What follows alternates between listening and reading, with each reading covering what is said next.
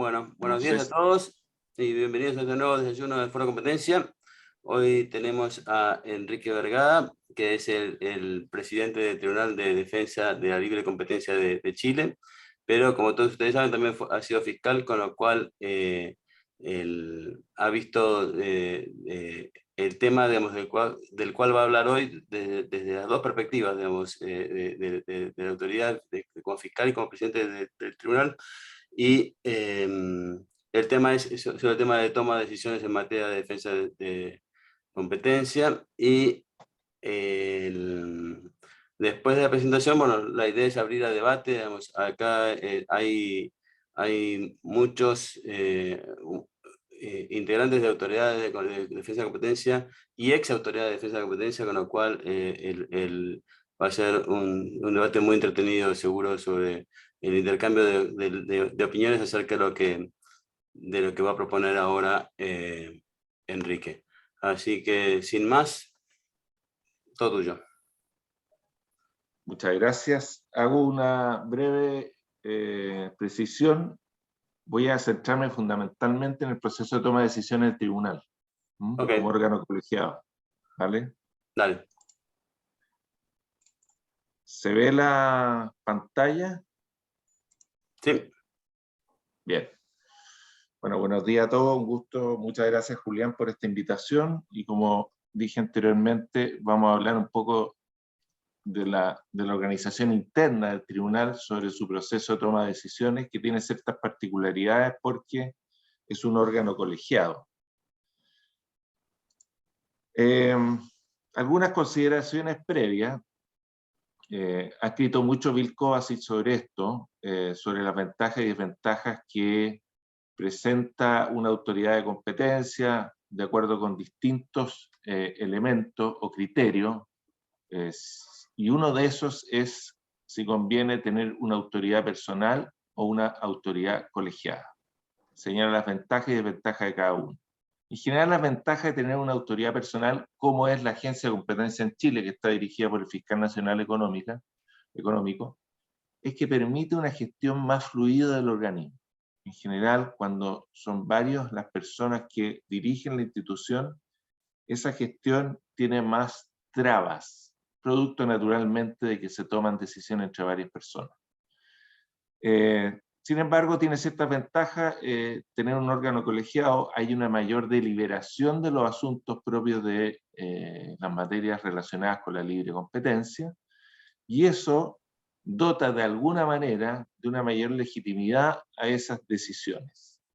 Y también tiene ciertas desventajas, como les señalé. La primera y más importante son las demoras. Aquí en Chile se ha criticado mucho al tribunal, y con razón, por los retrasos que ha tenido en la dictación de los fallos. Hay procedimientos internos que estamos siguiendo, pero cuesta sacar los fallos en un tiempo más razonable.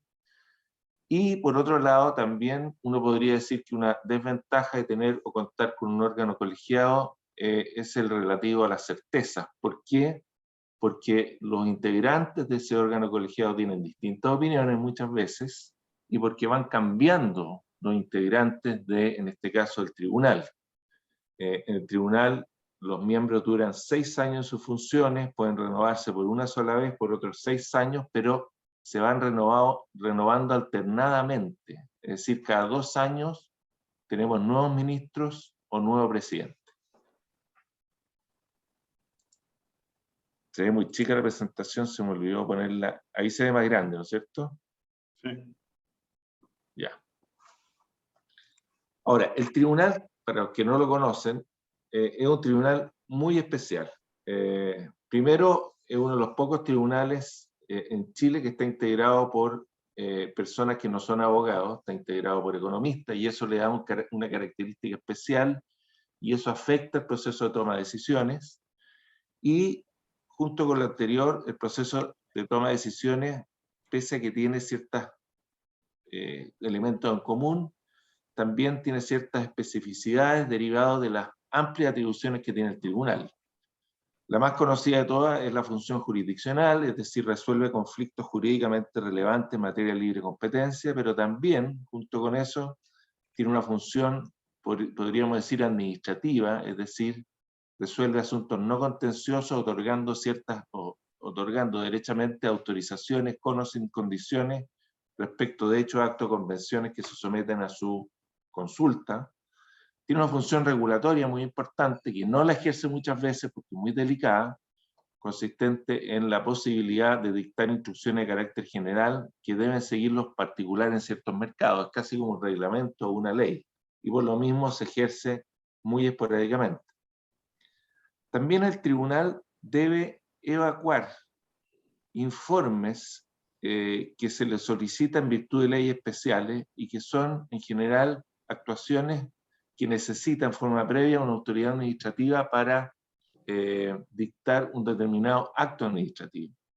Un ejemplo de ello son las licitaciones en materia portuaria. La autoridad administrativa, en este caso la empresa portuaria, no puede llevar a cabo una licitación de un frente de atraque de un puerto sin un informe favorable del tribunal respecto a las condiciones de competencia que se da en ese frente de atraque o puerto.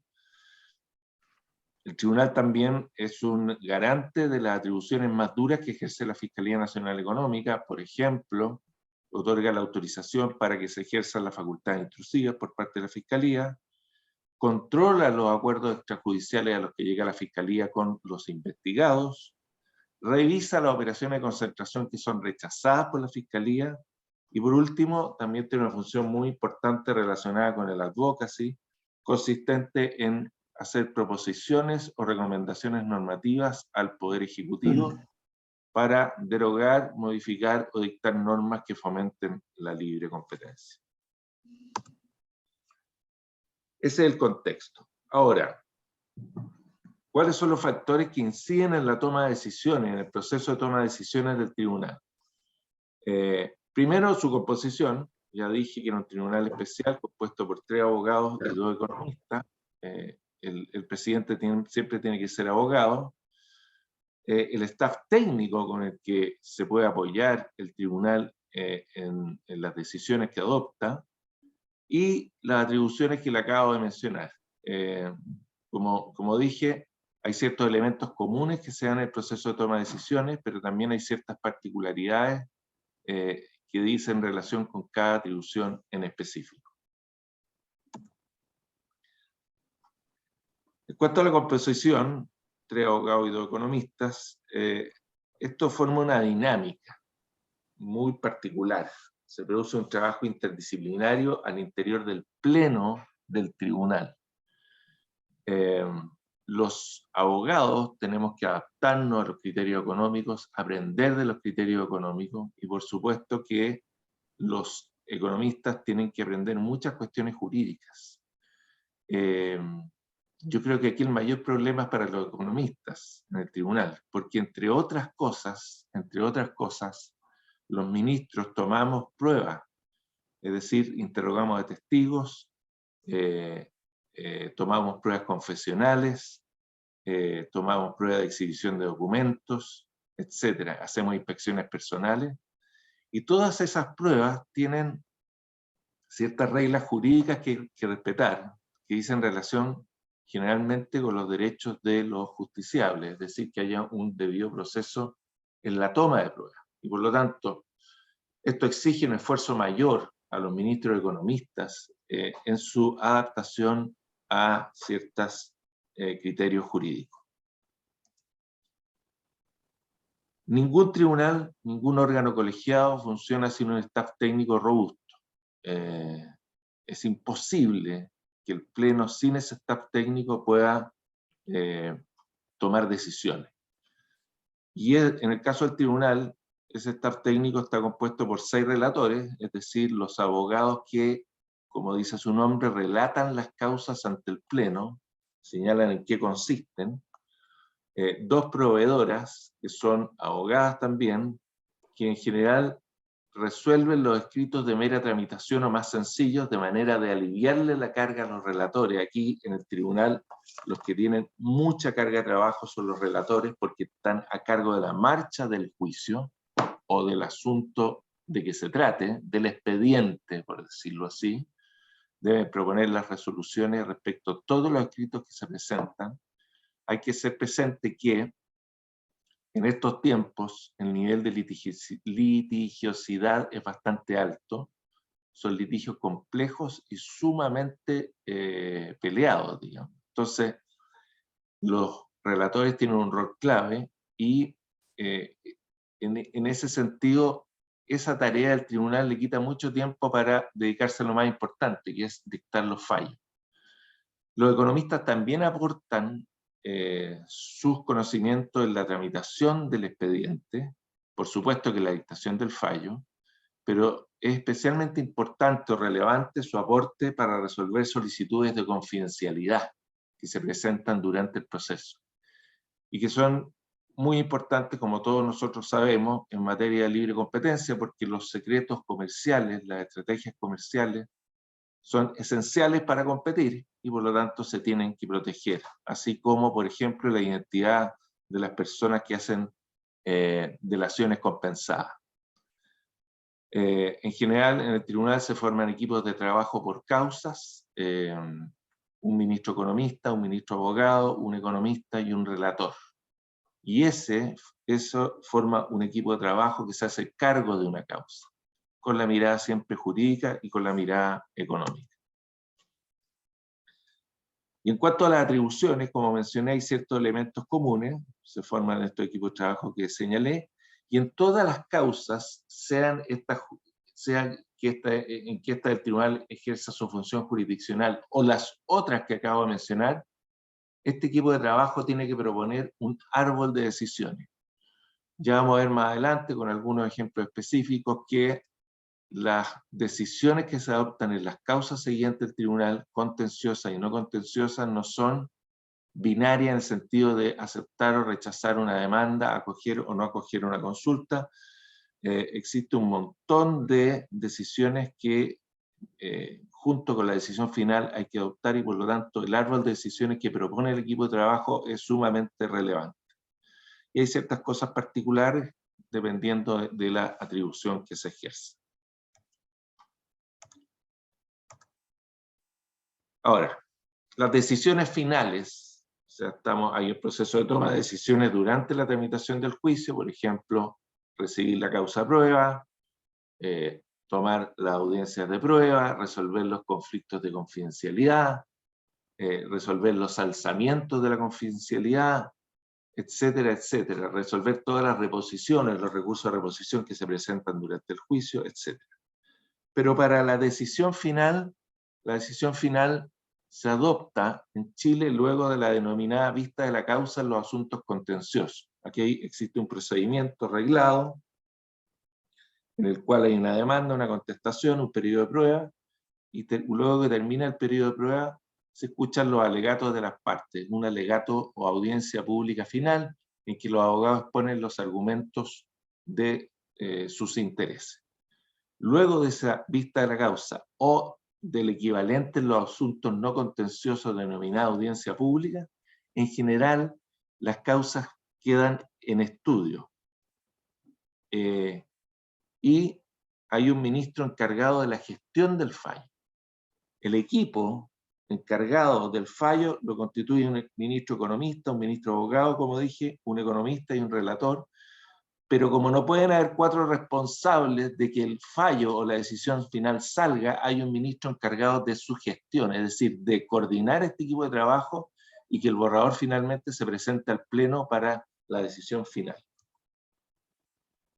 Ahora, el ministro gestor, esto parece muy complicado, pero no es tan complicado en la práctica, puede ser un economista o un abogado, y en general, cuando el ministro gestor es el abogado, es el editor final también del fallo, pero cuando el ministro gestor del fallo está a cargo de él, de que salga el producto, generalmente el editor es el abogado, porque en general los abogados tenemos más experiencia en cómo se hace una sentencia o una resolución. Y el procedimiento de dictación del fallo, el procedimiento interno, tenemos el procedimiento legal, que establece las reglas conforme a las cuales se tramita una causa, y existe un procedimiento interno del tribunal específicamente para la dictación de la sentencia final. Todo esto termina con un acuerdo.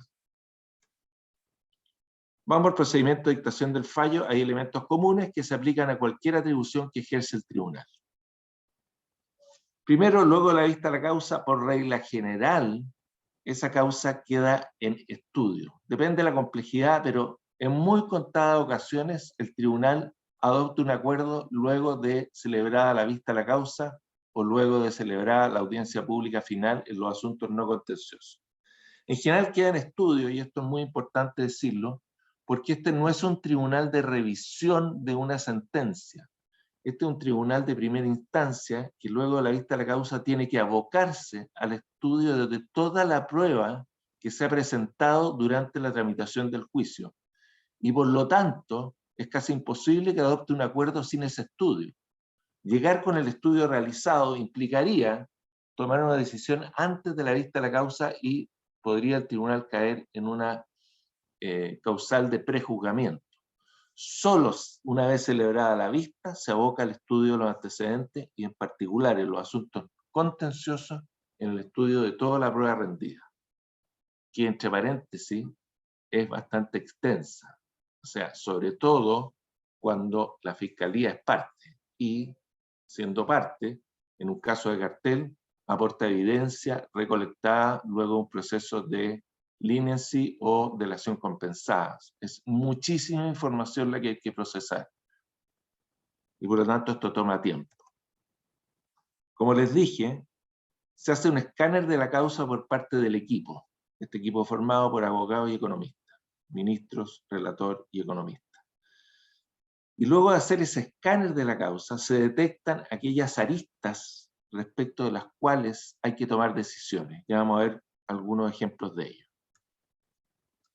Y luego de que este equipo hace un escáner y propone un árbol de decisiones, se celebran reuniones temáticas por cada una de las decisiones que hay que tomar, por cada una de las materias abordadas en ese árbol de decisiones, a partir de la prueba rendida o de los antecedentes aportados. Por ejemplo, si en una causa contenciosa se alega como una cuestión previa a la prescripción, se celebra una reunión temática para saber si se va a acoger o no la prescripción de acuerdo con la prueba que se rindió en el proceso. Por supuesto que en una reunión se pueden abordar varias decisiones que comprende ese árbol de decisiones, incluida la decisión final. Y a eso hay que tender. Pero en causas más complejas, por ejemplo, se celebra una sola reunión para determinar el mercado relevante, de acuerdo con ese árbol de decisiones. Luego que se toman todas las decisiones que deban adoptarse en la causa, se propone y acuerda una estructura del fallo, un índice de las materias respecto a las cuales ya se tomó decisión. Si producto de este estudio el tribunal considera que debe solicitarse información adicional, nuestra ley se permite que tanto los asuntos contenciosos como no contenciosos el tribunal pueda dictar medidas para mejor resolver o recabar información que le sea útil para una mejor resolución de la causa. Eso se hace en esta etapa. Esto es bastante frecuente en los asuntos no contenciosos. En los asuntos contenciosos, en general, el tribunal se aboca a la prueba rendida y si no se logra probar la acusación, simplemente se rechaza la demanda o requerimiento. Y luego se adopta el acuerdo final una vez que se entrega el borrador de la decisión final al Pleno y este lo aprueba. Se adopta el acuerdo y se hace la redacción final. Vamos a algún ejemplo. En los casos de carteles, más o menos, ¿cuál es el proceso de trabajo y el proceso de toma de decisiones? Hay cuestiones previas en que el peso lo tienen los abogados. En general, en muchas causas, se plantea un tema de incompetencia, que muchas veces se resuelve en la decisión final. Eso no es tan común, pero sí es bastante común que se cuestione la legitimación activa del demandante particular en caso de libre competencia. La jurisprudencia del tribunal ha dicho que una persona está legitimada para demandar cuando es un sujeto afectado directamente o indirectamente por la conducta que acusa y participa de alguna manera en el mercado en el que incide esa conducta, ya sea como consumidor, proveedor, competidor, cliente, etc. Esa legitimación se resuelve en el fondo en la decisión final. Por razones de economía procesal, cuando es muy obvia la falta de legitimación, el tribunal ha resuelto esto como una excepción dilatoria al principio del procedimiento. Y también es muy frecuente que en los casos de carteles se oponga la excepción de prescripción,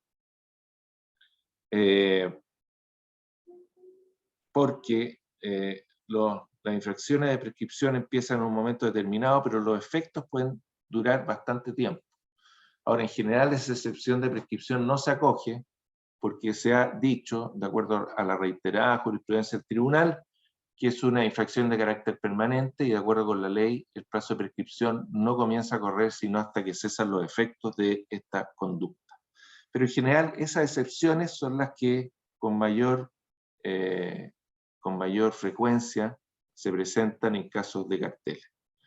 Y insisto, ahí la palabra, no la palabra, pero tiene mucha incidencia lo que dicen los ministros abogados. Después hay que definir algunas cuestiones previas. Por ejemplo, en casos de cartel, de aquellos carteles que están compuestos por varios acuerdos y se acusa un acuerdo único, el tribunal debe fijar los elementos que se consideran para que estemos en presencia de un acuerdo único. Por ejemplo, la identidad de los participantes, el núcleo medular de ejecutivos que participan en toda esta serie de acuerdos pequeños que forman parte de un gran acuerdo, el objeto de cada uno de los acuerdos, los efectos de cada uno de los acuerdos, si ha habido interrupción en esta conducta permanente, etc. Todo eso se hace en forma previa a la decisión final. Lo mismo que el concepto de práctica concertada cuando se acusa una práctica concertada y sus diferencias con un acuerdo expreso, y en algunos casos se ha resuelto o se ha señalado cuando se está en presencia de una regla per se o una regla de la razón, y esto se ha hecho especialmente en el tribunal porque aquí no hay uniformidad de criterios. La mayoría considera que, por ejemplo, en caso de carteles se aplica la regla per se y existe una minoría que considera que se aplica la regla de la razón, y eso se menciona al inicio o se resuelve antes de entrar al fondo del análisis de la prueba. En cuanto al fondo, aquí el trabajo es muy mancomunado entre abogados y economistas. Lo que se hace en un caso de cartel es analizar la prueba. En general, los casos de cartel, los temas de mercado relevante y poder de mercado no tienen mucha relevancia, porque como señalé anteriormente, la mayoría considera que se aplica una regla per se. Y por lo tanto, el foco en esta parte se centra en evaluar o ponderar la prueba que existe sobre el acuerdo acusado, que en general consiste en analizar la prueba que aporta la Fiscalía luego del ejercicio de sus facultades intrusivas de registro, allanamiento e interceptación de comunicaciones y la información que le aporten los delatores en un proceso de delación compensada. En general aquí se trata de evaluar los correos electrónicos que existen, los mensajes de textos, las reuniones que se aborden, las planillas Excel donde se adoptan los acuerdos, etc. La Corte ha dicho que para condenar un caso cartel, y eso es lo que tiene que ponderar el tribunal cuando adopta una decisión, se necesita una prueba clara y concluyente. Esto es que luego de analizar la misma, uno llega a la convicción de que fue altamente probable que existe un cartel. Y por último, se analizan los efectos, de acuerdo con la prueba rendida, fundamentalmente no porque se necesite hacerlo para configurar el tipo infraccional, sino que para determinar la multa aplicable.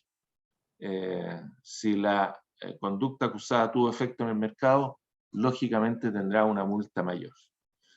Y por último, se adoptan decisiones sobre las sanciones que se aplican en un caso concreto. En el caso cartel se aplica una multa base de acuerdo con un cálculo que se hace de las ventas. Entre paréntesis, de acuerdo con nuestra legislación, la multa máxima es el doble del beneficio económico obtenido por el infractor. Si no podemos determinar el beneficio económico del infractor, se aplica una multa máxima de hasta un 30% de las ventas consideradas en el periodo de infracción y relacionadas con los productos concernidos a la infracción, y si tampoco se puede aplicar ese criterio, la multa máxima son 60.000 unidades tributarias anuales, que es aproximadamente unos 50 millones de dólares, si no me equivoco. Entonces se establece la multa base y a esa multa base se le aplican agravantes o atenuantes dependiendo si existen aquellas. Agravante está, valga la redundancia, la gravedad de la conducta. En el caso cartel es la conducta más grave y por lo tanto siempre opera esta agravante. La reincidencia, el efecto disuasivo. Y como atenuante se considera la colaboración que ha prestado el infractor durante la investigación de la Fiscalía. Y por último, el tribunal, junto con aplicar una multa, puede adoptar otras medidas, poner fin a actos y contratos, modificar actos y contratos, ordenar el cese, obviamente, de la conducta acusada y adoptar cualquier otra medida preventiva, prohibitiva o correctiva que considere pertinente. Durante la tramitación del proceso de toma de decisiones se presentan avances, para lo cual, como señalé, hay reuniones periódicas. Y en cuanto al contenido del fallo, hay un trade-off entre la celeridad, en sacarlo en el menor tiempo posible, versus la calidad del fallo. Los fallos son extensos. Estamos tratando de hacer fallos más simples, o sea, en darle mayor preponderancia a la celeridad, pero muchas veces eso no es sencillo, producto de todas las cuestiones que tienen que resolverse y que acabo de mencionar. En cuanto a la votación, hay una deliberación conjunta. Hay ciertos tribunales colegiados, como por ejemplo el Tribunal Constitucional, en los cuales se establece un orden de votación. Empieza a votar el ministro más nuevo y termina el más antiguo. Aquí hay un gran proceso de deliberación. Siempre tratamos de que el fallo, la decisión final, se adopte por el mayor número de integrantes. No existe una tendencia entre los votos de economistas y abogados. Es decir, muchos votos en contra o prevenciones la hacen economistas y abogados conjuntamente. O sea, no hay una tendencia a que los economistas voten de una determinada manera y los abogados de otra manera.